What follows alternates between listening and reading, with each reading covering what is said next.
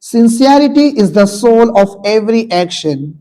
Without sincerity, actions lose their value. The Prophet Muhammad sallallahu alaihi wasallam said, actions are judged by intention. Islam teaches us that even a small deed, if done sincerely for Allah, becomes mighty in reward, but a big action, if done to impress people, is empty before Allah. Sincerity means doing good, whether praised or not, whether seen or unseen.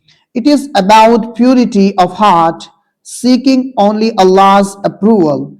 Riya, showing off, destroys deeds like fire burns paper. Let's check our hearts often, renew our intention, and aim for the pleasure of Allah alone in all we do. Please like, share, and subscribe.